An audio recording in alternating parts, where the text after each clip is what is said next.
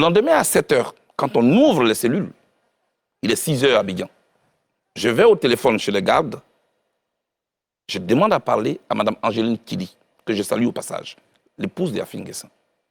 Je l'ai au téléphone, heureusement. Je dis, maman, passez-moi votre mari.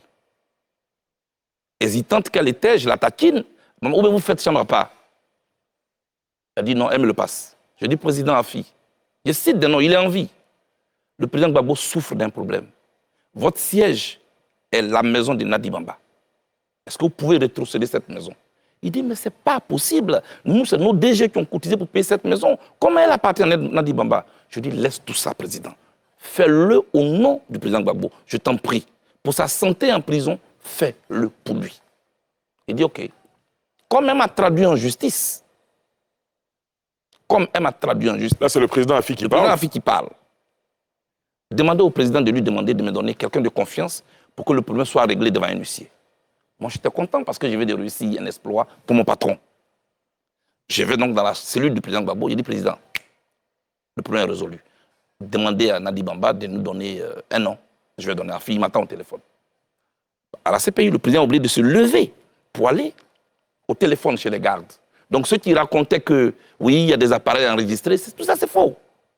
Tout est suivi à la CPI. Il est parti, il a demandé le numéro, il est venu, il m'a donné un nom. Comment il s'appelle? Ousmane Si Savané, avec son numéro. Voilà le nom que Nadi Bamba a donné. Tout content, je vais au téléphone, je dis à Finguessan, voici le numéro. Le samedi, nous descendons donc dans la salle de visite. Nadi Bamba est contente. Merci Blé. La maison m'a été rétrocédée. Si je vends cette maison, je te donnerai ta part. Je dis non, attention. Moi, je ne suis pas un agent immobilier. Le président du COJEP, M. Charles Blé Goudé, a fait une apparition sur une chaîne télé qui fonde le comportement de certains acteurs politiques vis-à-vis de lui. En l'occurrence, ceux du PPACI, le parti de M. Laurent Gbagbo, et plus précisément l'épouse du président Laurent Gbagbo, Mme Nadi Gbagbo. Alors, dans son expression, il y a beaucoup de choses qui ont été signifiées. Mais à la réalité, qu'en est-il? Pourquoi M. Charles Blé Goudé fait cette sortie? Quelle est l'intention derrière? Et comment est-ce qu'on peut comprendre cette histoire? On vous explique dans cette vidéo. Alors, il faut savoir que ça n'a rien de magique. La sortie de M. Charles Blé Goudé, d'abord, nous interpelle. Regardons la forme. Il y a l'endroit où il se trouve, c'est la nouvelle chaîne de Côte d'Ivoire, en abrégé NCI, qui fait quotidiennement une émission du nom de la quotidienne info. Et dans cette émission, c'est généralement une analyse ou des analyses de sujets qui sont faits. Mais ce jour-là, vous pouvez le constater, le titre du sujet, il est particulier. C'est surtout la fin du titre qui est intéressant. Se dévoile. Donc M. Charles Blé Goudé, président du COJEP, viendra parler de sujets différents, de ceux-là qu'on aborde régulièrement ou généralement. Ça nous rappelle une émission qui était également, ou qui passait également sur la nouvelle chaîne de Côte d'Ivoire, en l'occurrence Sans réserve, qui était aussi une émission où il y avait des vérités, des révélations qui étaient faites relativement à certains faits ou certains acteurs politiques en Côte d'Ivoire. Donc ce contexte-là doit ou devait nous interpeller. Il y a aussi le format de la table, du plateau. Généralement, il y a plus de personnes sur le plateau que ce jour-là, où il n'y a que deux interlocuteurs directs avec M. Charles Blé Goudé, pour ne pas parler du présentateur, qui font ensemble l'émission. Donc, la forme déjà doit attirer notre attention. On doit donc se dire que dans cette émission, ou du moins, cette émission sera particulière. Et là, lorsqu'on comprend ça, déjà en regardant la forme, on peut comprendre ce qui va se passer.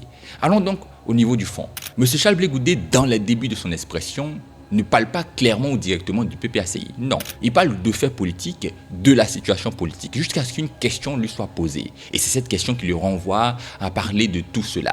C'est cette question qui le renvoie à ces révélations-là. Unis deviennent une faiblesse pour nous, face à l'adversaire commun, qui est le régime en place. Très bien. Charles Blé Goudé, c'est vrai, vous l'avez dit tout à l'heure, vous ne voulez pas revenir sur un certain nombre de choses concernant votre relation intime avec le président Laurent Gbagbo, quoique, on est obligé d'en parler parce que ça fait l'actualité. Alamine Fofana l'a rappelé tout à l'heure. Aux yeux de vos amis de la gauche, aux yeux des militants qui vous ont porté, qui vous ont adoubé, qui vous ont aimé, qui vous ont déifié pour certains, on estime que vous avez trahi. C'est le vocabulaire qui est utilisé. Il y en a même qui vont plus loin en vous traitant de vendus. Et la pomme de discorde est née du fait que vous ayez refusé que votre épouse se soumette à un ordre du président Laurent Gbagbo qui est considéré comme votre mentor. la figure tutélaire à qui on ne peut pas dire non. Et cette crise-là a suscité finalement tous les déboires que vous avez avec le président Laurent Gbagbo. Si vous le permettez, on a eu une vidéo qui a fait le tour des réseaux sociaux notamment, où l'un des acteurs principaux du PPACI rappelle qu'il est témoin oculaire des faits au cours desquels le président Gbagbo vous a demandé d'exécuter un ordre et que vous avez refusé. Je vous propose d'écouter. Les gens comprennent ça. J'étais là quand le président Laurent Gbagbo me dit Dème, accompagne-moi pour que je parle à cette dame. Cette dame n'était personne d'autre que la femme de Blaise Goudé, Solange. Devant moi, il a dit tu diras à fille, s'il veut être candidat, qu'il soit candidat. Mais qu'il ne me traite pas de faussaire. Parce que c'est moi qui ai signé le document pour être au Congrès, pour être candidat à la présidence du FPI. Blaise Goudé, ayant vu le président Gbagbo s'adresser à sa femme, s'est approché. Et il a eu l'audace, j'ai dit l'audace, de dire au président que sa femme ne fera pas cette commission. Ça là, je le dis. Et j'ai dit à la dame, je suis témoin. Et je me rappelle, c'était mon jour anniversaire, 23 décembre 2015. Charles Blé Goudé, les militants de gauche se disent, mais comment se fait-il que Charles Blé Goudé, que l'on a connu pour le compte et dans la cause auprès du président Laurent Gbagbo, en vienne à refuser d'exécuter qui ressemblait à un ordre de celui qui est considéré comme son père? Comment vous réagissez? C'est peut-être là le nœud du problème.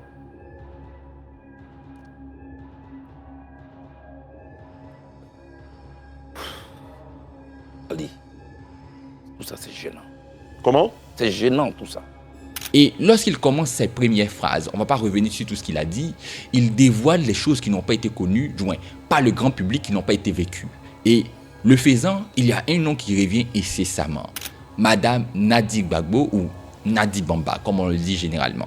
Je ne vais pas vous présenter la personnalité parce que vous la connaissez, c'est l'épouse du président Laurent Gbagbo. Et dans les sorties du président du COJEP, elle est présentée, ou du moins elle apparaît comme celle-là qui en réalité tire les ficelles du dit parti politique, le PPACI. Et pour pouvoir démontrer cela, il utilise des exemples beaucoup plus tôt qui servent d'illustration claire. Il parle de plusieurs événements lorsque M. Laurent Gbagbo était président de la République. Il parle de beaucoup de choses qui sont connues par quelques initiés, quelques proches, aussi bien du président Laurent Gbagbo que de Mme Nadi Bamba. C'est donc en regardant tous ces éléments qu'on se pose la question de savoir pourquoi, quel est l'intérêt de M. Charles Blé Goudé de faire cette sortie-là, là maintenant, surtout à NCI. D'abord, aller à NCI, c'est s'assurer de toucher un grand nombre de personnes. M. Charles Blé Goudé pouvait se permettre de prendre son téléphone. Il a plusieurs comptes, Facebook, TikTok, etc. Et parler, dit, vous savez, vous ne le savez pas parce que, en réalité, il pouvait faire cette déclaration. Mais non, il décide d'aller à la nouvelle chaîne de Côte d'Ivoire. Première chose, c'est que là-bas, il y a une audience qui est beaucoup plus large. Là-bas, le sujet ou ce qu'il dira aura 2 fois plus la portée ou l'impact de ce qu'il pourrait dire ou ce qu'il pourrait faire sur ses réseaux à lui-même. Et ça donne aussi un esprit de vérité relativement à ce qu'il dit. Donc aller à NCI, c'est déjà un choix stratégique pour la portée de son message. Maintenant, parlons de son message en lui-même. Lorsqu'il fait toutes ces déclarations, qu'est-ce qu'il vise en réalité? La première des choses, c'est de dévoiler ce qui se passe à l'intérieur du parti. Non pas pour ceux-là qui connaissent déjà le parti, mais ceux-là qui sont les militants qui ne connaissent pas certaines choses ou qui ne comprennent pas certaines choses. Dévoiler ce qui se passe à l'intérieur du parti, c'est dire que, à la réalité, ce n'est pas le président que vous soupçonnez, que vous pensez diriger le parti qui dirige le parti. Non, c'est une autre personne. D'ailleurs, cette version avait d'ores et déjà été signifiée par M. Awa Domelo sur un autre plateau télé qui signifiait clairement, ouvertement, sans ambiguïté, que M. Laurent Gbagbo était pris, ou du moins est pris en otage par certaines personnes dans son parti politique. Au niveau de la définition simplement, le fait de dévoiler, c'est de montrer au grand jour. Donc, enlever ce qui cache une vérité, cache quelque chose. Donc lorsqu'il fait cela, il veut comme signifier, permettre à ce que le grand public sache. Mais quel est l'intérêt lorsque le grand public saura? C'est quelque part casser l'influence, limiter l'influence de Mme Nadi Bamba à l'intérieur de son parti politique, mais aussi auprès de certains acteurs politiques qui surtout pourraient, avec lui, M. Charles Blé Goudé, se regrouper. Ici, lorsque je parle de ces acteurs, c'est aussi bien des partis politiques comme le FPI, mais aussi des acteurs politiques à l'intérieur du PPACI. Ceux-là qui déjà commençaient à douter, ceux-là qui déjà commençaient à comprendre ce sujet-là, qui commençaient à voir le sujet sous cet angle-là, ceux-là qui croyaient ou voyaient que, à la réalité, le président Laurent Gbagbo ne décidait pas lui-même, ou du moins, il y avait quelqu'un dans l'ombre qui décidait. Ça, c'est la première des choses. Mais à côté, on pourrait aussi entendre le regroupement, le rassemblement. Quel rassemblement? Monsieur Laurent Gbagbo vient d'informer beaucoup d'Ivoiriens, si ce n'est la classe politique, les citoyens ivoiriens, de sa future retraite. Alors, lorsqu'il compte quitter la scène politique, il va bien évidemment désigner quelqu'un qui va prendre les rênes du dit parti. Mais en même temps qu'il le fait, c'est lui en tant qu'acteur politique, c'est lui en tant que modèle, mentor qui s'écarte du jeu concrètement. Alors, lorsque M. Charles Blé Goudé le fait, on pourrait dire qu'il s'est posé la question de savoir, juste après le départ du président Laurent Gbagbo, qu'est-ce qu'on fait? Qui prend les rênes? Est-ce que ce sera encore elle? Il est conscient du fait que si c'est elle, les choses ne lui seront pas favorables. Il a donc désireux de l'attaquer. Parce que, comme on le dit, la meilleure manière de défendre, c'est d'attaquer. Donc, défendre sa position future, défendre ses relations futures, défendre ses coalitions, ses collaborations futures, passer également par ce fait-là, dévoiler, dire la réalité que voici l'homme ou la personnalité qui est le problème, notre problème à tous. Et aller jusqu'à dire quelle a été la cause, non pas de seulement lui, ses problèmes avec M. Laurent Gbagbo, mais de plusieurs acteurs dont il a parlé pendant son discours, c'est donc pour lui-même préparer l'avenir, faire en sorte qu'il y ait désormais un groupe conscient du fait qu'il y a quelqu'un qui est à la base de leur problème. Parce qu'il n'est pas seulement dans un différend avec le PPACI ou M. Laurent Gbagbo, mais il est aussi mal vu, mal perçu par beaucoup de personnes. Et lorsqu'il dit que la vision ou la version des informations que vous avez de moi est due à une personne, c'est aussi permettre à ce que d'autres personnes puissent voir les choses autrement, se rapprocher de lui. Donc le fait qu'il vienne attaquer Mme Nadi Bamba, c'est quelque part pour lui-même se défendre et penser à son avenir politique, penser à ses prochains combats. Voici donc comment est-ce qu'on pourrait entendre, comprendre les propos de M. Charles Blé Goudé ce jour-là. Mais à côté, il y a ce qui est quelque part mal perçu par les partisans du PPACI, ou ne passe pas du tout. Parce que M. Charles Blé Goudé, il faut le rappeler, c'est un ancien du FPI. Non pas en tant que partisan, mais en tant que très très proche. Il a fait beaucoup de choses en faveur et avec les partisans du FPI. C'est une vérité absolue. Il n'y a pas de débat à faire à ce niveau. Donc aujourd'hui, il le voit en train de décrier une réalité qui pour eux ne passe pas. Parce qu'on s'attaque à M. Laurent Gbagbo, c'est aussi quelque chose qui est contraire à ce que M. Charles Blé Goudé disait lui-même. Il disait qu'il ne va jamais commenter ou parler du président Laurent Gbagbo. Mais lorsqu'il parle par exemple de Mme Nadi Bamba, qui est l'épouse du président Laurent Gbagbo, c'est parler de lui.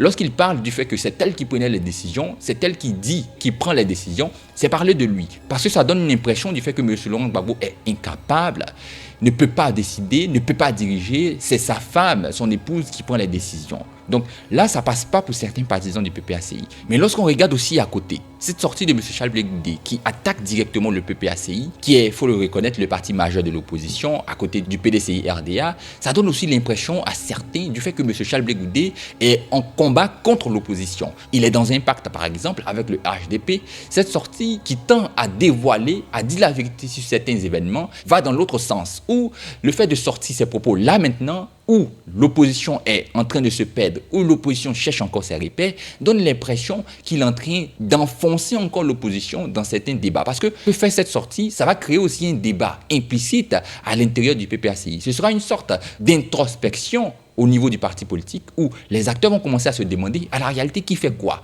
Pourquoi c'est celui ou celle-là qui fait ceci? Donc quelques débats qui pourraient naître. Mais il y a la question de la légitimité. Est-ce que M. Charles Blé Goudé est mieux placé pour sortir ces propos-là?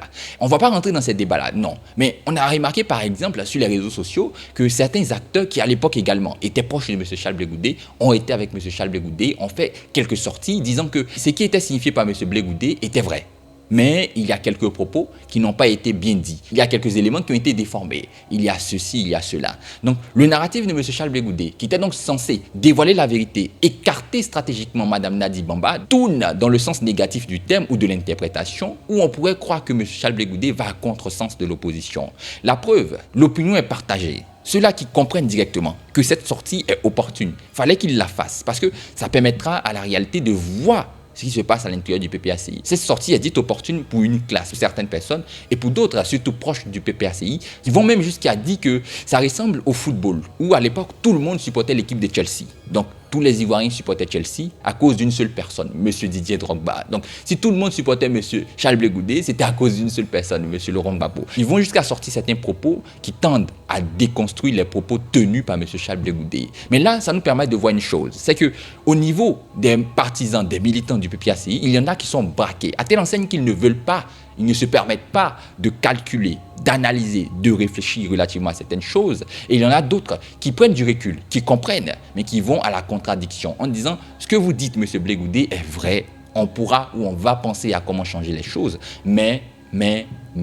Voici donc ce qu'il faut comprendre derrière ce petit événement-là, en quelques minutes, très rapidement. Les intentions et l'impression qu'on pourrait avoir de cette sortie-là. Mais tout compte fait, M. Charles Blé Goudé était dans une stratégie de communication. Ça, c'est l'élément le plus important à comprendre. La preuve, juste après cette sortie, le lendemain, il fait une publication où il dit bonjour pour taquiner l'opinion. Et c'est ce qu'on aimerait voir dans la politique. Parce que ça permet également d'animer le jeu politique, ça permet d'éviter l'animosité. Ça remet au centre le débat, la réflexion, les contradictions au niveau des propos et non la violence, la bagarre. Merci d'avoir regardé la vidéo jusque-là. N'oublie pas, si ce n'est pas encore fait, de t'abonner, de dire en commentaire ce que tu penses de cette vidéo, de la partager au maximum. Et on se dit à très bientôt pour la prochaine. D'ici là, portez-vous bien. Au revoir.